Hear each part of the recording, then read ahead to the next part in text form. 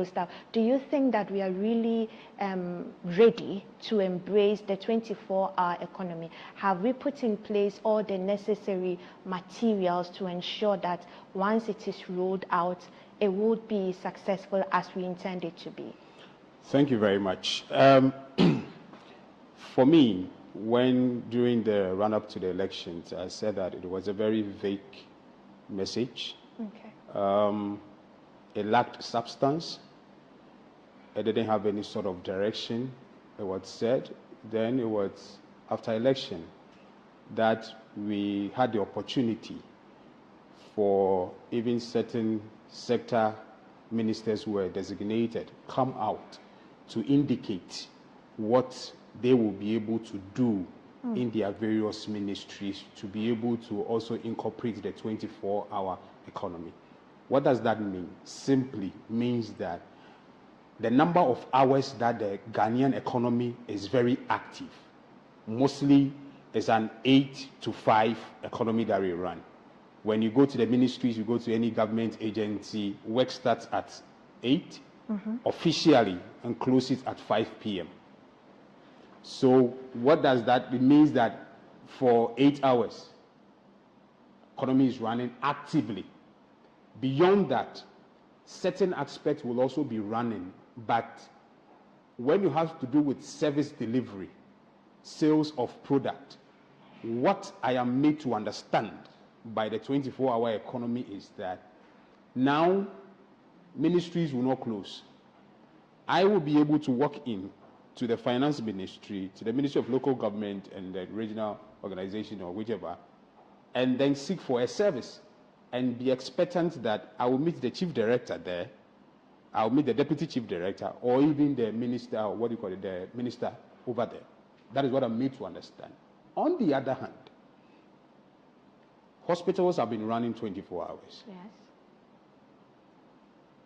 Hotels have been running 24 hours. When you are deeply seated within the mining sector, they've been running 24 hours. When you go into tourism, certain aspects, they've been running 24 hours. Education has been running, but not to the public sector education, the public education. Private institutions, not 24 hours, but they go beyond that, where people have crash courses, when people do weekends, when people even close at even 10 p.m. lectures, it's been running. That's all. Private ones have been running. The president came out to tell us that the various points of entry, especially the harbors, will be operating 24-hour economy. 24 hours. Meaning that when your goods get to the port, you don't need to wait for the next day. I mean, as soon as it drops, you can just pick your car, go there, 2 a.m., 3 a.m., and then you can clear your goods from there. The Minister of Foreign Affairs, Okudzeto Ablakwa, has indicated that the backlog of passports that are sitting down there, they are going to activate the 24-hour system so that all these things will be printed. It means that they have employed more people to be able to do the job. It is good. What we need to understand is, what caliber of persons do you need? What specific sectors of production, not necessarily service delivery, but production, what do you intend to achieve out of these productions?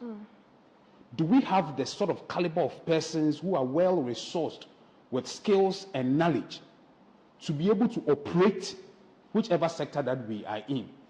And the end result that will come out, whether it will have an effect on the reduction of importation. So when you go to the harbor now, there are certain things that are imported, and you ask yourself, why do we sit in this Ghana and keep on importing such commodities into our country? Is it going to solve it?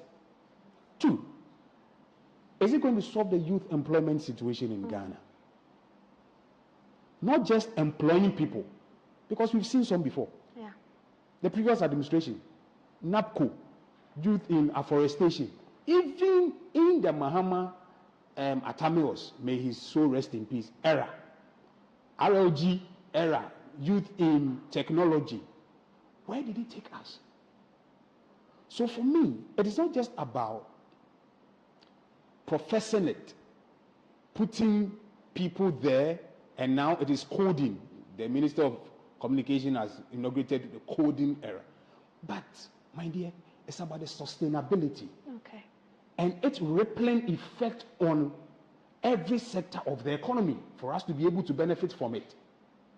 So if I sit here and I hire people to be able to design a website for me in India, if I host my website in America, and you are beefing up the IT system in Ghana here, do we have servers that run 24 hours for me to host my e-commerce website on it?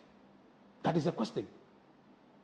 Are we able to trade 24 hours non-stop on such platforms?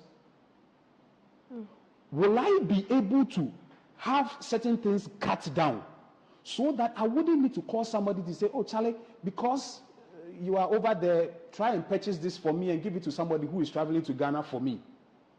What we need, our basic needs, we need to move from more of the consumption to production. Production that will have excesses to even export to other countries. So for me, it was vague during the campaign.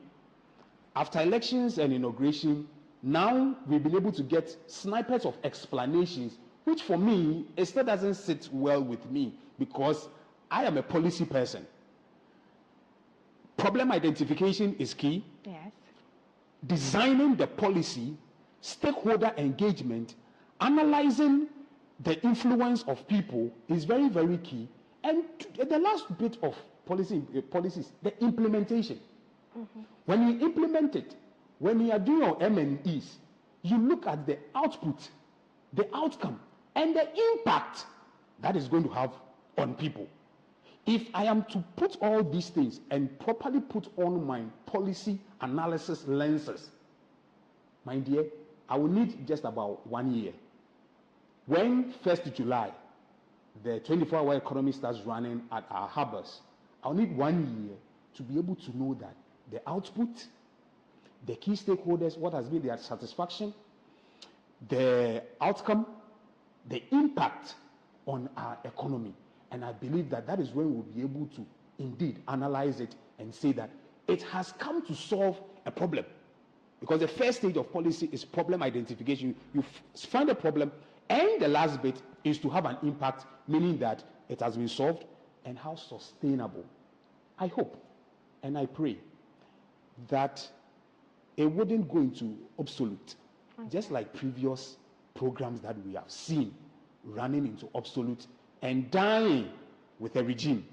When the MPP government died, the government died, most programs died with the administration. So it's good. Let's give it some time to see how it goes. Very well. I'll come to you, still on the 24-hour economy. So he's made some valid points. Do you think that as Ghanaians, we all understand how this whole thing will pan out? Do we fully understand? Do you think we've had enough stakeholder engagement to fully understand what it represents and how it is even going to impact our economy? I don't think we will all understand. Do you understand? Definitely. I have been calling for the 24-hour economy from 2022 that I don't know why the country indirectly shut down after 5. So I have been saying that there are certain agencies that need to be working 24 hours. For example, the passport office. Okay. When it's 5, they close it. And when they close, you cannot get your passport until the next day. We have emergencies, health emergencies that people need passports. They have to travel outside, and we have to wait till the next day before the person can get a passport and travel outside. By then, if our Father in heaven would have communicated to the person that come and join me, then you definitely join him. Yeah. So I believe that some departments need 24 hours. As our big man said, grandfather worked as a miner, and he's still a miner. I lived in Obuasi. And there were times my father would go for the evening shift, even when he moved from underground to the offices. He sometimes takes us to the office, go and work, and around 5, he comes back home. So I think we needed that, especially when it comes to government agencies, not the private aspect. But for Ghanaians to understand, it is political. And you know, when you live in a country where MPP and DC, everything is about politics, definitely when you are talking, some people also try as much as possible to get gain from it. Yeah. This morning I was talking to my mom on the fuel levy, and I told my mom that if I were Mahama, I would have allowed the petrol to go back to where it was. Because Ghanaians are saying they don't need the levy. So let's go and buy the fuel at 14 or 15 cedis. Or 7, yes, because it was 14 or 15 or so. I don't use a car, so I don't know the price of fuel. But I know it was 14 or 15 cedis, and now 11 or 12 cedis. So if there is a reduction and you want to add 1 cedi and you say you don't like it, then let's go back and buy it at 14 or 15 cedis. And my mom is like, oh, for now, Ghanaians understand. And I'm like, do you understand? And will you pay for it? Because she uses a car and she's like, oh, for what they have done. So for the 24-hour economy, definitely a lot of people will not understand, and especially the opposition will not understand. But for me, I think it was a good initiative, and the harbors like this, why should the harbor close around 5, 6 p.m.? When we come to the University of Ghana, have been always calling for this. The BAM library should operate 24 hours. In a serious country where a university is seen as the research hub, they don't close the library. You go to the BAM library around 10 p.m. and it's closed. If you want to study, probably the 24-hour library is there, but it is not enough for students or an institution that have about 70 to 80,000 students learning, and you've only given a room to, let's say, 200 people to study in a room. It is bad. So I've been calling for it, and I think if it is well implemented, it is going to solve a lot of problems in the sense that when ADA went into recession, we all saw what happened in Obuasi. And when they started production, we also have seen a lot of gains in Obuasi, how the economy is faring in Obuasi. So I think when it's well implemented, it's going to help the youth and people who actually benefit from it. So I think Mahama should do well in implementing it early so that unemployed graduates will benefit and people who have not gotten the opportunity to even be educated can also benefit from the people who benefit from the 24-hour economy. Very well. So I'll come to you, Eben. Aside being an MPhil student, I know you're also an entrepreneur. So your assessment, even though the 24-hour economy hasn't kick-started, we are all hoping it will take effect in July. You are a trader, you know the ins and outs. In terms of the economy, would you say that from January to June, it is looking very good and it is promising that it will even get better by the end of his term in office?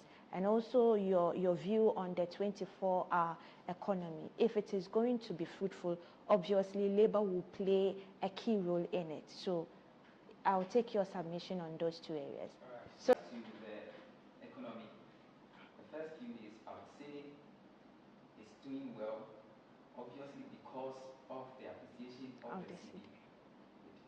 But one thing that I would say is, one of the problems that we have in Ghana here, or Africa as a whole, is the dying out of our local industries, our local markets.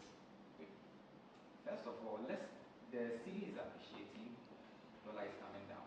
Let's look at one aspect or one negative side of this that a lot of people are not talking about. One of the advantages of the appreciation of this cedi is it encourages importation. Now, if we realize most of the people who are happy for the depreciation of the dollar are the people who import. Why? Because the cedi has gone up, the dollar is down, so they can import more. What is it doing to the local market? What is it doing to the local industries? That's one aspect or one side of it that we have to do. Okay. aside that, I would say it's doing good. Like the economy is doing good for the first 1 to 2 days. Sorry, the economy is doing good because now the amount of money that you would use to import has come down. Okay. It has come down, but you get more goods. So I would say being truthful and being honest, it's doing good for the first 120 days. Good. Now about the 24-hour economy, what I would say is, should I call it an advice or a suggestion? Yeah. You see, first of all, one thing that would fight against this 24-hour economy is a type of governance system that we are practicing, which is the presidential system of government. One aspect of this is the fixed tenure of office. See, this is a very big policy. It's not a small policy. It would need a lot of time to make sure it gains ground. So, first of all, the time that President Mahama has, it's not going to favor the grounds gaining of the policy. The second thing that I'll talk about is, if he's going to do it, it's like our boss here said, it should be something which has been well planned. It shouldn't be like a policy to fulfill campaign promises. It shouldn't be in the sense that I said I will do it. I just want Ghanaians to see that I said I will do it, and I'm doing it. If there is no need for him to kickstart it, the set dates, he should relax. Think about it. Well, that is, I'm sure he has, but then he should make sure that all the necessary equipment, all the necessary sectors that have to be looked at, he has already looked at all those sectors before coming out to implement it. Else, like he said, we've seen some before.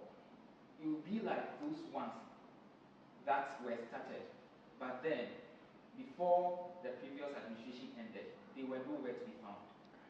Thank you. But do you think that he is hasting things?